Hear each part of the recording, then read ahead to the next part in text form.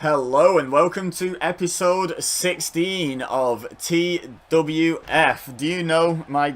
well, actually, I'm talking to you before I've introduced you. I am joined by Emir Blackbane Costello from Raw Wrestling Talk Podcast and... what's its name? Is it Raw Wrestling Radio or is it Raw Wrestling Talk Radio? Raw Wrestling Talk Radio, RWT Radio. Perfect. Yes, this is Emir. He's been on the channel plenty of times. He's co-commentated a lot of match simulations with me. I've done some podcasts over on his thing. We do a lot of stuff together, and I'm glad to have you back on the channel. I'm glad to be back, man. It's been a long time since I've heard that hello. Hello. I was anticipating, I was waiting for it, and then it came across, and it was good, brother.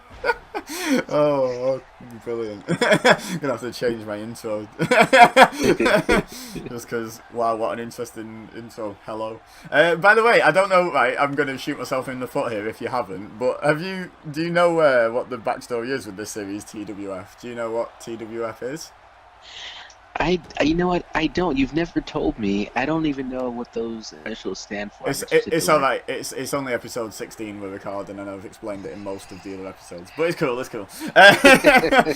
Basically, TWF on my channel stands for Tuesday, Wednesday, Friday. You never guess the upload schedule. But what it's derived from is there's another wrestling podcast. That's not your standard wrestling podcast where they talk about current events, which obviously I already have RWT for my fix of that. Cheap plug. But Nice. yeah, exactly. It's called True Wrestling Fables, and they talk about all stories that may or may not always be true, you know, because it can be certain people's accounts of the story and sort of myths and legends and things, but they cover all sorts of things that happen surrounding the wrestling industry, you know, so like stories from they covered, for example, the plane ride from hell. They've talked about Ric Flair's plane crash, you know, like, so the real stories, not oh, this is my favourite storyline. They're like real stories from like behind the scenes that we don't see. And it was really good fun, and I thought a really good idea, and I ran it by them, the guys that run it, would be for me to make a series based on each episode of that. So I sort of take that and I might simulate a match that they reference, or I might watch an event that they talk about, you know, and do a watch along. So it's a really variable series, and that's what brings us to part 16. Was in the episode I'm currently doing episodes based on, they talked about one of theirs. I think it was Jonathan's. It's Tony and Jonathan, and I, for the life of me, never know which one's talking. They don't even sound the same. I just haven't committed to memory which voice is which. But one of them was talking about if he got the lamp from Aladdin and had to make 3 wrestling-related wishes, what they would be. And I thought, let's get Emir on and let's talk about wrestling wishes, and let's figure out what we would wish for. And we don't know what each other's wishes are, but we have agreed before the recording began, before the video began, that I was going to go first because Emir's more confident in his number 1 than I am in my number 1. So we're going to build up to the big finale. So we're going to do my 3, Emir's 3, my 2, Emir's 2, and my number 1, and then Emir's number 1. And that's how we're going to do it. By the way, just so we're clear, I watch you reference these guys / talk to these guys on Twitter all the time. I follow you on Twitter. Yeah. And I've seen you talking to these guys on several occasions, and I always thought to myself, what's going on here? What's the story behind this? And now I finally know. So is he cheating on me with another podcast?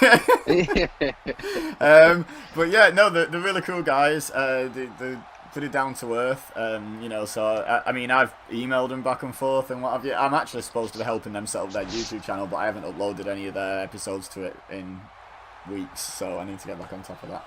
But that's by the by. Their YouTube channel is linked in the description of all the videos in TWF, but there's actually no public content on it yet. But you can go and subscribe, ready for it to all go on. By all means. Anyway, enough cheap plugs and promoting someone other than ourselves. That's not how we roll here.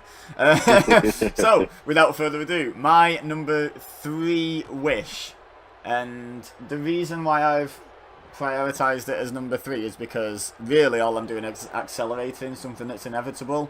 My number 3 wish, and this will be contentious for some people, I think, is I want The Undertaker to retire. immediately. Like, well, maybe not immediately because he's announced for Super Showdown, but that needs to be his retirement. End of. Because it has been painful to watch The Undertaker for, what, 5 years now? When was the last time you had an Undertaker match you enjoyed? I mean, I didn't even particularly enjoy the CM Punk one, which was WrestleMania 29. We've just had 34. I didn't think that was as good as it could have been because Undertaker was looking a bit off his game. The last Undertaker match I truly enjoyed, if I'm honest, was WrestleMania 25, and he took on Shawn Michaels. Wow, one of my that favorite far matches back. of all time. See, that's one of my favourite matches, and I didn't like the rematch. I didn't like 26, but I did like the matches with Triple H at 27 and 28. I feel like they told a good enough story to make up for the fact that maybe it wasn't the same calibre of match as the WrestleMania 25 match. But that's the last truly great match he had, for sure, but I did enjoy his Triple H matches. You know what the problem is with the Triple H matches, and I made a joke about it on RWT, and it's just this. When they fought against each other at WrestleMania, it was like, it's the end of an era. Except for, now they're going to fight against each other again.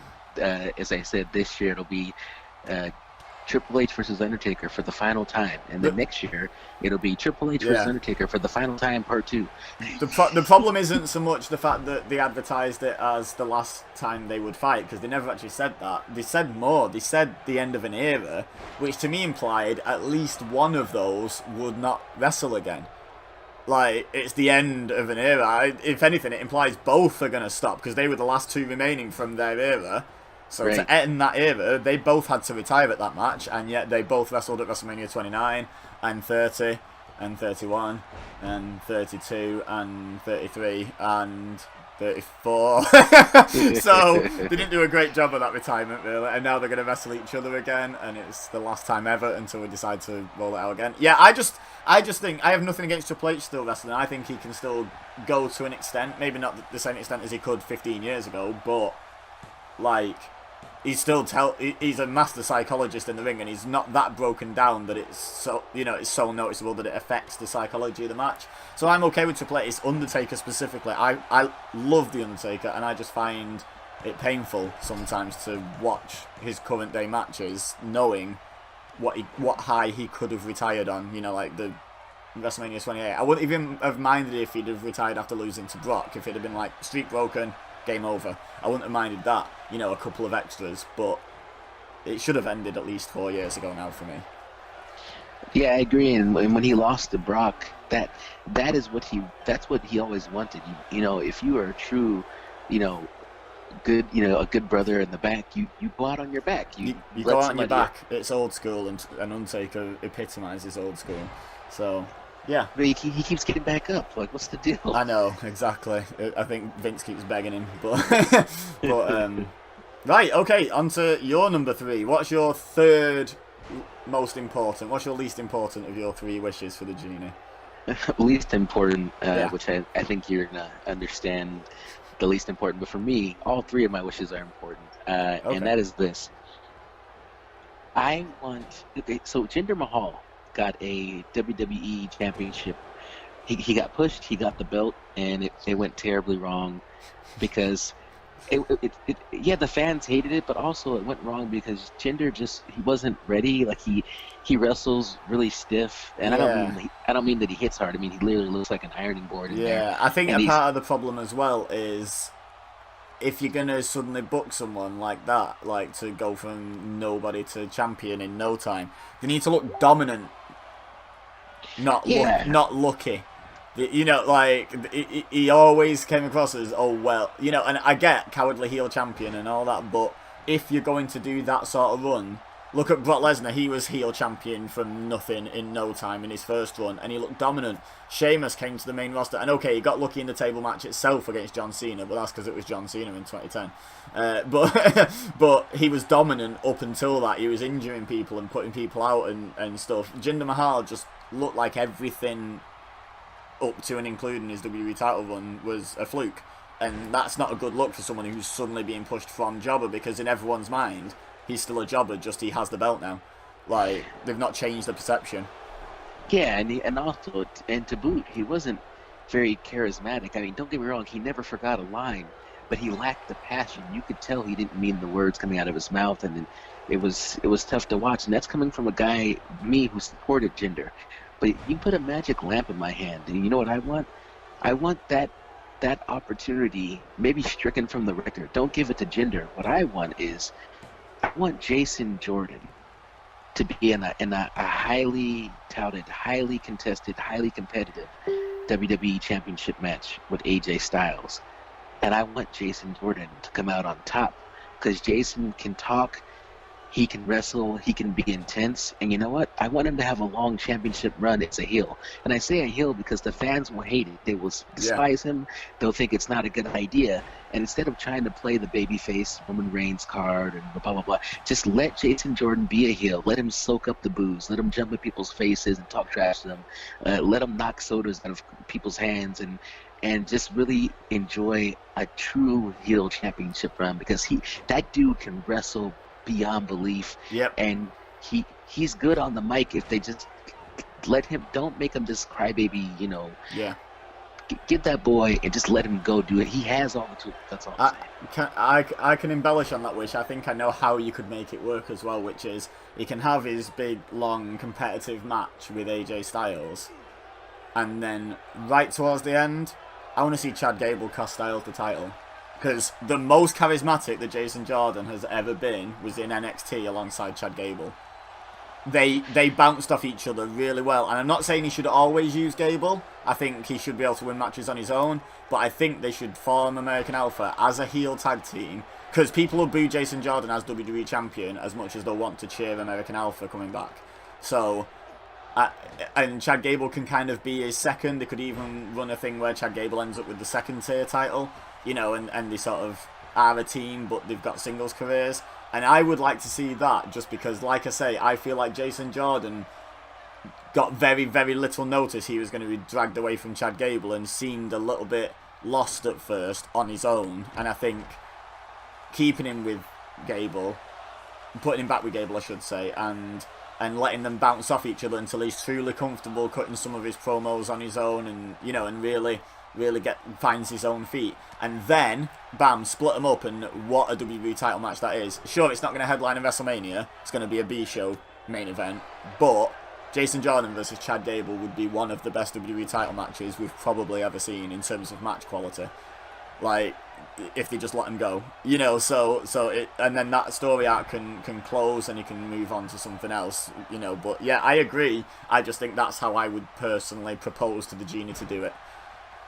I agree with that 100%. By the way, we could make it happen. Just before we further discuss, I just want to clarify to people, we're playing by Aladdin rules, which, by my understanding, I don't think we actually said on the video, means you can't force anyone to fall in love, and you can't bring anyone back from the dead. I'm pretty sure they're the only rules that the Genie in Aladdin has, so they're the rules we're playing by. So before everyone starts commenting saying, I can't believe you didn't bring Eddie back, of course I would have, but we're playing Aladdin rules and the Genie's a spoil sport. So, just so everyone doesn't get the knickers in a twist, why are you wasting your wishes on a Jason Jordan world title run when you could have brought Eddie back from the dead? Like slow your roll. We're not allowed to. Rules is rules. Okay, exactly. Is that all you want to say about the Jason Jordan thing, or you got anything else to add before we move on to my second one? No, I'm good there. Okay, awesome. So my number 2 wish, and my top 2 are very similar. The reason why I've prioritised them the way I have is because I feel like this one coming up is more likely to happen anyway without a magic lamp. So it's sort of like a less of a priority wish, because if I only got one, I could just be like, okay, well, I'll just wait and hope that one happens. Drew McIntyre needs to not only win the Universal Championship, but he needs to become the guy in WWE. And I know they don't usually run with a natural heel as the guy. They're trying to be a babyface territory, but they have just had the Universal title on Brock Lesnar for 500 and odd days, so there's nothing to say they can't do that again. But the heel actually show up on TV, and I feel like Drew McIntyre is exactly what WWE want Roman Reigns to be. He's bigger than Reigns, he's stronger than Reigns, he's more charismatic than Reigns. He's a good-looking dude at the end of the day. He looks intimidating. He's everything they want Reigns to be, plus a certain percentage on each department. And I feel like he's only like, what is he? He's like 31 now.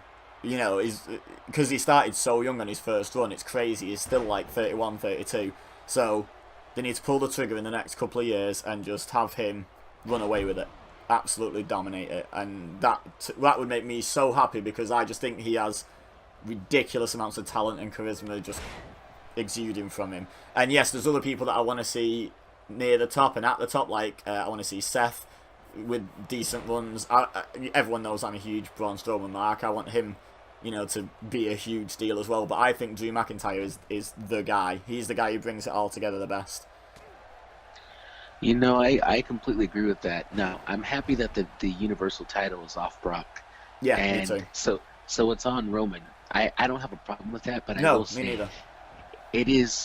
It's kind of weird to see the Universal title every time Roman comes out. It's like, oh my God, there it is again. It's just weird to see that belt. Let's be honest. Like I think I have legitimately seen that belt more on WWE 2K18 in the last year since it came out than I've seen it on actual WWE TV. And I don't play like title matches that often, but I think I've seen the belt more on the game than on real TV.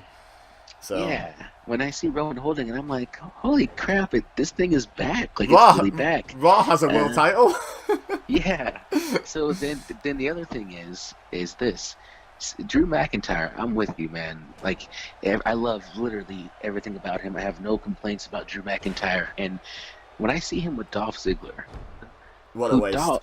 Dolph is such a clown. He's just laughing and smiling in the ring, and everything is so cheesy about him. And it's just like he's gone full into like being Shawn Michaels and being.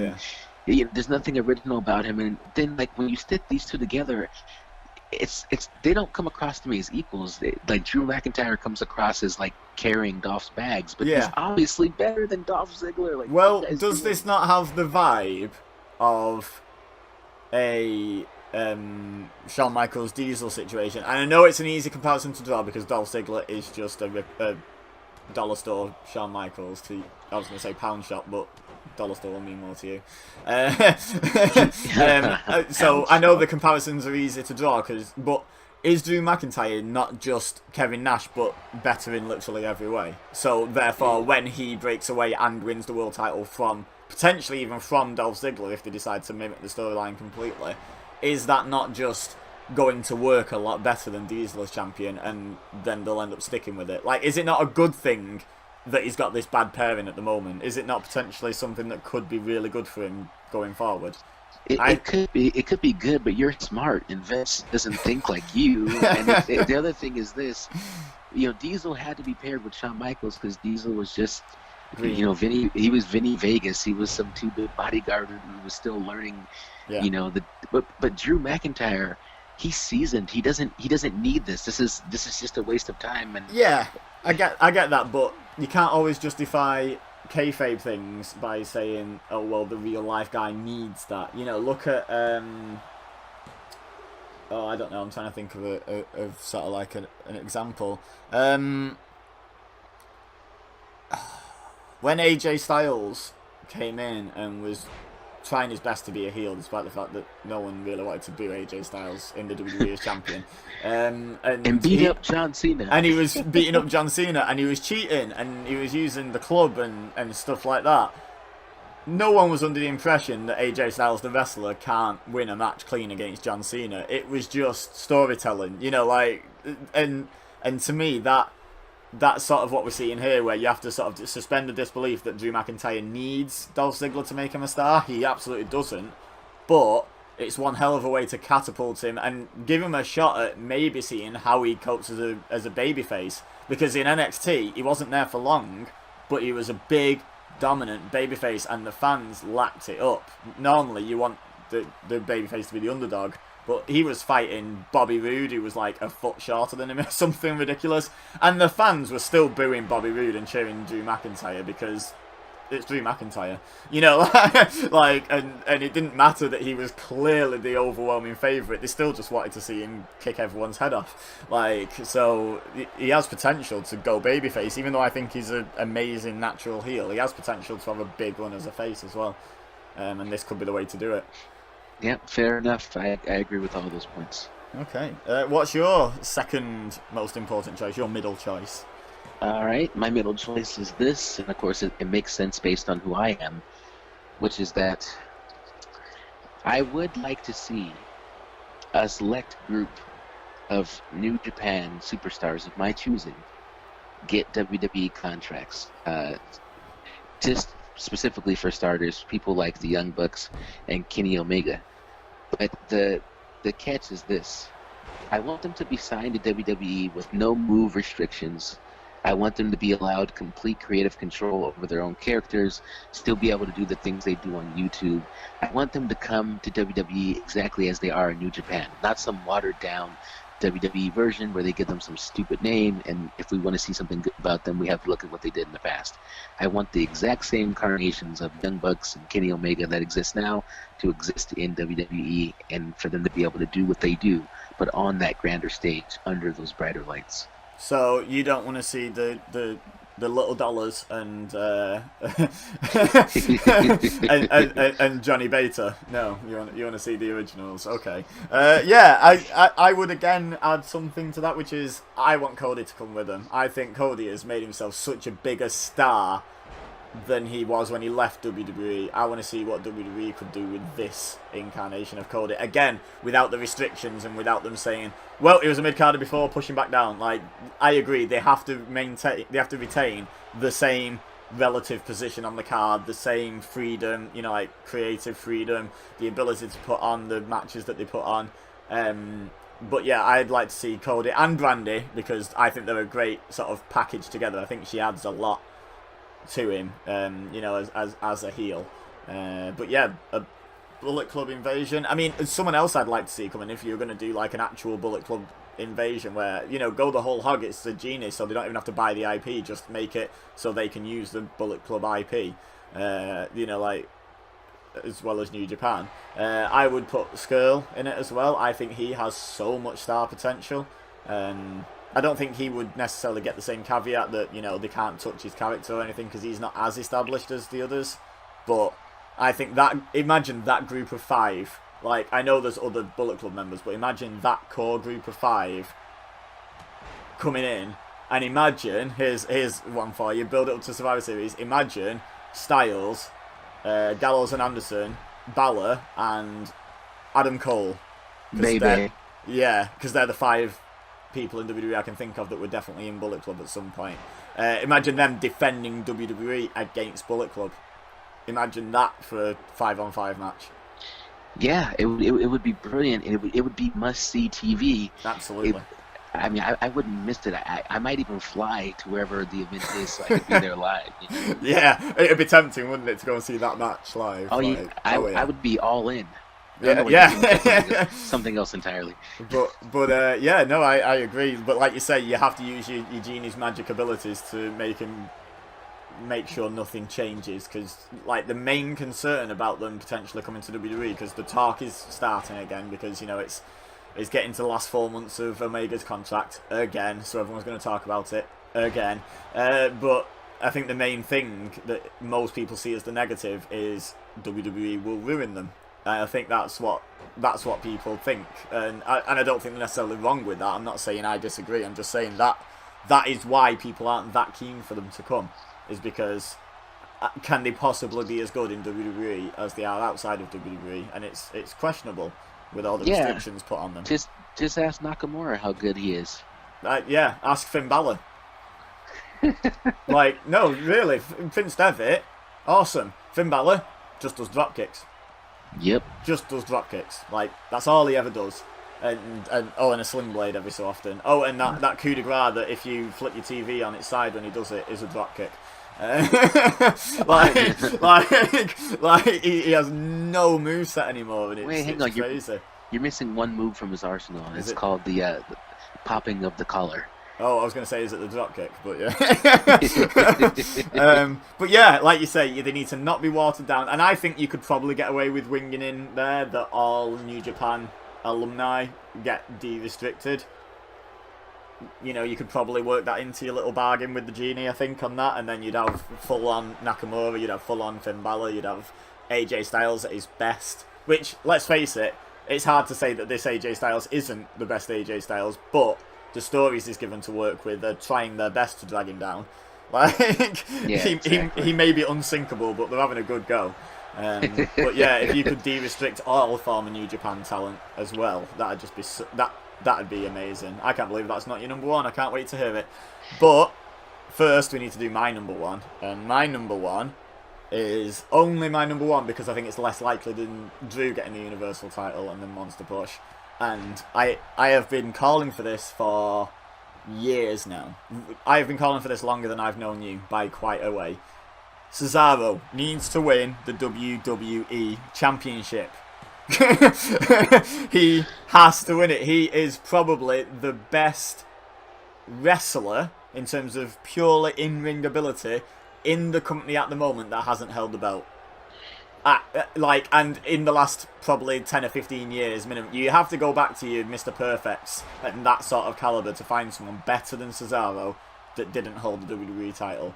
And it's infuriating because Vince McMahon on Stone Cold's podcast going, oh, but the fans don't get it, it's not over. I'm sorry, Vince, I was there at the Hall of Fame ceremony when the only person that people popped for and got like a crowd response walking in was Cesaro. He got a pop walking into the Hall of Fame ceremony in his tux to sit down and watch, and he got a pop and a We the People because he was doing the Jack Swagger thing at the time. Jack Swagger didn't, so it wasn't the We the People thing that was over. Cesaro got it.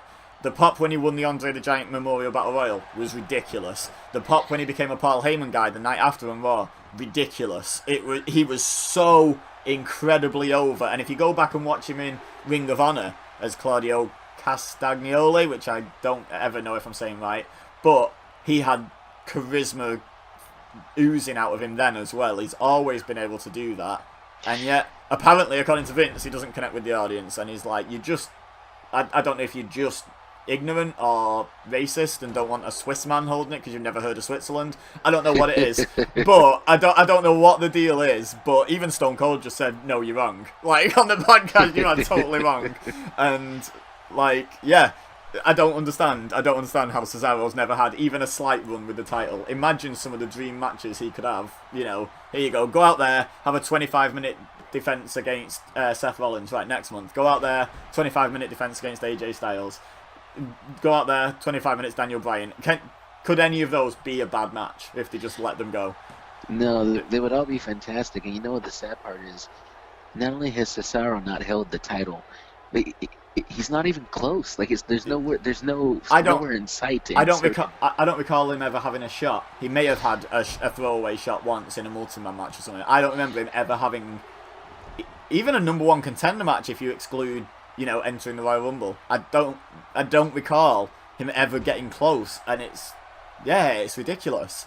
Can you help me with something then? Go on. What was that Cesaro had a match that was so good that everybody was talking about it, and it was a match that he went back down the NXT to have this match. Sami Zayn. It was Cesaro, Sami Zayn, and it was... and by the way, people are going to hate me for this, I am not the world's biggest Sami Zayn fan.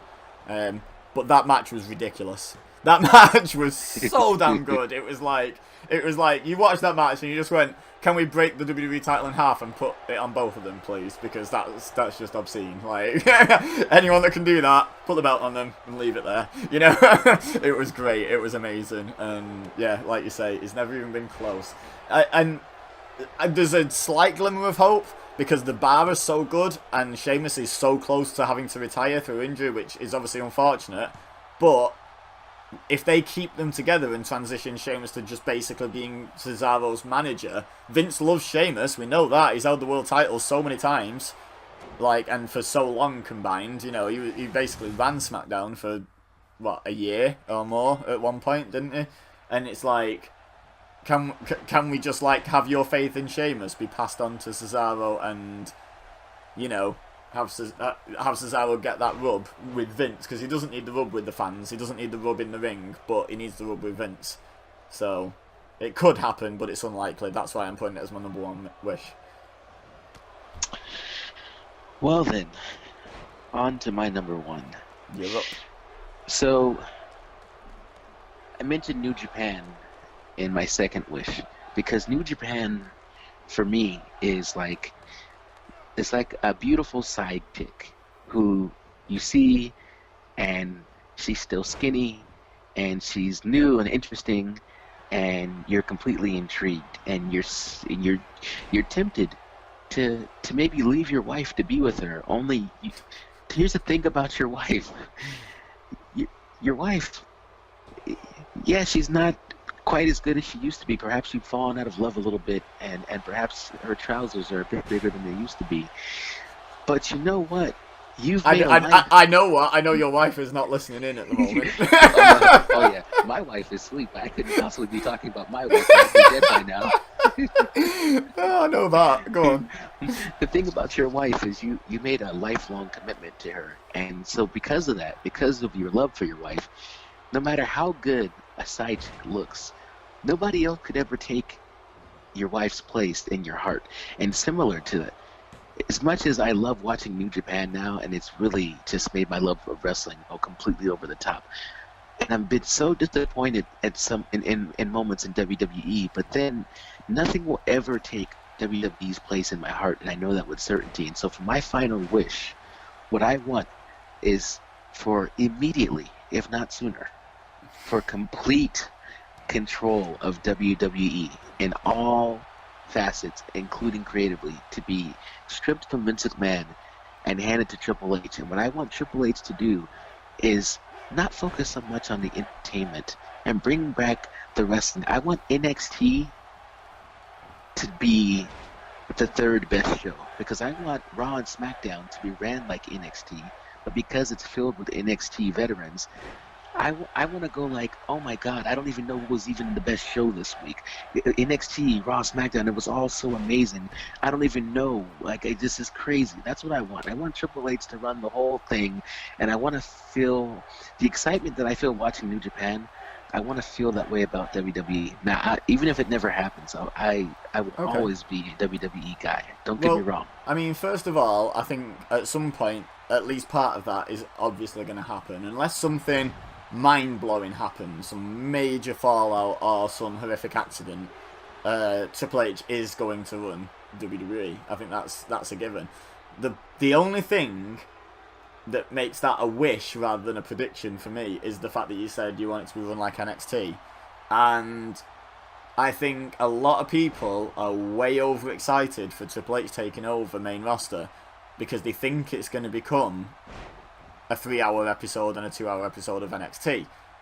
And they're going to be sorely disappointed because there's a lot more to take into account on main roster. NXT is on the network. It is for the hardcore fans. No one else watches it. It's not got huge sponsorship deals. It's not, it's not scrutinized by the shareholders. It's allowed to be what it is by the fact that it's smaller.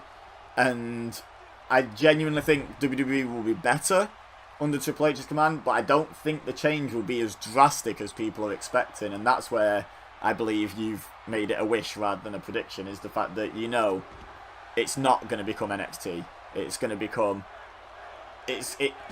My highest peak of hope for what Raw and SmackDown can become is...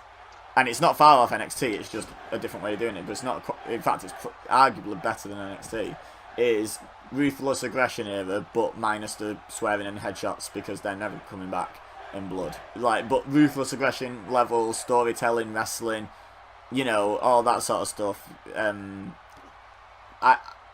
I feel like that's the peak era in WWE. I know everyone loves the Attitude Era. I feel like in terms of the combination of them still making a load of money, the entertainment value, the wrestling quality, the storytelling quality, all of that, if you add up a score for each of those, I think Ruthless Aggression wins. Attitude wins on money made and arguably storytelling, but a lot of it was drivel, let's be honest. We all remember the good stuff, but a lot of the Attitude was absolute trash.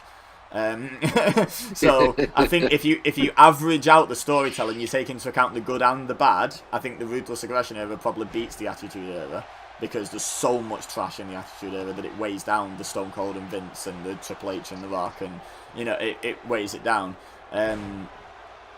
Maybe it breaks even. In terms of money, Attitude Era wins. In terms of in-ring wrestling, Well, they had clean finishes in the Ruthless Aggression era from time to time, so that makes it win automatically. But, you know, they also had, you know, they had Benoit and Guerrero at the top. You know, they had Kurt Angle had come through. They had Brock Lesnar when he could still be bothered wrestling.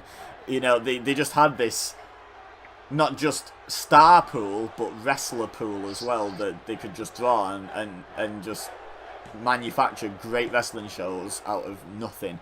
In effect, you know, it was just like, right, it doesn't really matter who we stick together, we're going to have a really good show at this point. And I want that back, you know, and we have that. We have I think the roster now is as good, if not better, overall. Sure, there isn't anyone quite as good as Kurt Angle at his peak, or Eddie Guerrero, or Chris Benoit, but where's the bottom of the roster? You chop off the jobbers that don't appear on weekly TV. Out of everyone that always has a storyline, the worst is so much better than the worst back in the Ruthless Aggression era. You know, like, so it might be more compacted, they're all more closer to the middle, but the average is about as good a quality as the Ruthless Aggression era for me. And, like, I think that's where you can go with Triple H in charge of WWE. I don't think you can make it NXT, but I think you can go close to that sort of era. Yeah, man, I agree, but I agree, period. And then I will say, but how amazing would it be if you could just... Well, that's why we're talking wishes. You know, I don't think Cesaro's going to win the WWE title. That's why it's a wish. I don't think Drew McIntyre is going to be the face of the entire company. I think he's going to be Universal Champion or WWE Champion at some point in his career, but I don't think he's going to be the guy, which is what made that a wish. You know, like, I know Undertaker's going to retire, but I don't think he's going to do it now or after the Australia show. I think it's going to be dragged out until he literally has to, you know, as told by doctors, and that's why that's a wish. Two of my three things are potentially going to happen to a lesser extent, but the wish is elaborating on it. And like you say, your wish of Triple H taking over WWE is probably 99% going to happen, but the wish part comes in where you want it all to be NXT essentially. Like, and I agree. Like, if Raw and SmackDown were just like NXT, I'd be a lot more inclined to watch rather than mostly just watching the pay-per-views. So I got to know this then. I understand you ordered your wishes 3, 2, and 1, but I got to know, does that mean that your number one wish is the one that if you could only have one of those things happen, would you choose number one above the other two? Or which and it was guaranteed the other two wouldn't happen? Yes. Then I would go with Drew. That's the one I want the most, but I think I put it number 2 because I think it can happen without me wishing. But if wishing for Cesaro to win it would stop Drew, Cesaro's like late 30s, Drew is 31. To take away everything he can do in the next decade for the sake of probably quite a short run on Cesaro wouldn't be worth it to me. So if I could only have one, I'd take the Drew wish. But the reason I put Cesaro number 1 is because I feel like the other two are on the way to happening, just not in the time frame I'd like. Oh, okay. Or to the extent I like. Whereas I feel like the Cesaro wish just isn't going to happen, and that's why I put it as my number 1. If I get 3, that's my top wish because I want it to happen, and I feel like it won't without a wish, without a magic genie in a lamp. You know, like that's just. I mean, there's other ones, honourable mentions. I don't know if you have had anything else pop into your head. Honourable mention, I wish WWE had quit this nonsense about the women's revolution and just let it happen instead of doing it the way they're doing it. You know, I wish they'd just engage more women in more storylines and make the women more interesting characters rather than having a pay-per-view dedicated to them, having the first ever Royal Rumble, having the first ever pay-per-view main event, having the first ever Hell in a Cell, having the first ever Elimination Chamber, having the first ever Money in the Bank. It's too much. Like, just do it quietly. Just let us notice in 5 years. Oh my God, have you noticed what they've done with the women's division? We actually care about it now. You know, like, instead of all this glad-handed self-back patting, you know, DDP self-high-fiving, it's like, I wish that had stopped. That's my honourable mention. That's another thing. Do you have anything else that you thought I won't put it in, but I would like that? I guess not specifically, but in a general kind of roundabout way, going along with the Cesaro idea, is there's just there's like a handful of guys that I feel deserve the chance to be champion, and you know, maybe some diversity. Like sometimes when I look at we would have discussed this before, but like when I look at the fact that in all likelihood Kofi Kingston will retire never having been WWE champion, it just was like. Can I admit something to you about Kofi Kingston? Sure. He was great when he was feuding with Randy Orton, and I was fully behind everyone saying I hope he gets a WWE title win, and then legend has it Orton ruined that. We don't actually know that, but knowing what Orton can be like, it's quite believable. But Kofi Kingston, if you ask me to pick a member of New Day to be WWE or Universal Champion, would be my third pick. You pick Big E first, right? I don't know. Big E is an amazing character and so damn entertaining, and Kofi Kingston is just such an amazing athlete, and he can be entertaining, don't get me wrong, but that's not in terms of on the mic and what have you, but that's not what I think of with Kofi. But I think my favourite is Xavier Woods, because he is ridiculous in the ring, and my god can that man talk as well. He's like, if you squash Big E and Kofi together and take the best bits, you sort of end up with Xavier Woods. And that's probably like a bit of an unpopular opinion, but he's probably my favourite member. But that said, Xavier Woods has said in multiple interviews his goal is to get Kofi Kingston the WWE title, not himself. So if I side with Woods, then you probably get your wish and Kofi wins it. Well, there it is. So, but I would side with, if Vince McMahon emailed me and said, I'm going to make one member of New Day WWE champion, you pick, I'd probably say Xavier. I think it'd make a more interesting story than just Big E. WWE, they have a knack for like showing you how good somebody could be, and then never doing anything else with them again. Like, just a quick example, John Cena had a very, very fast storyline with R-Truth, where R-Truth was yelling at little Jimmy, and he was destroying John Cena's merchandise, and the people in the crowd, everybody was going with it. And I looked at R-Truth, this heel R-Truth, who had a really good gimmick and got me completely interested and intrigued, and I was like, this guy could win the belt. Like, I would tune in every week to see where this is going. And if they said go back in time to any WWE title match that involved a black man and you get to pull the trigger and choose who goes down as the first in history, I might have put it on R-Truth in 2011. I might pick him. He was that good. I might be like, you know what? Forget. Like, it's either him or it's retirement speech Mark Henry. It's one of those two. It's recent. I don't think going back there's always been that many like non-white wrestlers that I would think, you know what, they didn't get the belt because they're black. I would think they didn't get the belt because there was better people to put the belt on at the time. But at the time, I don't know how they didn't put the belt on R-Truth or Mark Henry. Both against John Cena, funnily enough, so we do know how they didn't, because John Cena wins, lol. But you know who ruined the R-Truth thing, right? And turned him into a goofy babyface, which is still fun to watch, by the way, but ruined the heel character. CM Punk. The pipe bomb completely cut that storyline short. The pipe bomb, fun fact, was delivered at the end of a match on Raw, a tables match where R-Truth beat John Cena thanks to CM Punk's interference. Yep, and Cena laid in that table the entire speech. Yep, but it was R-Truth who beat him.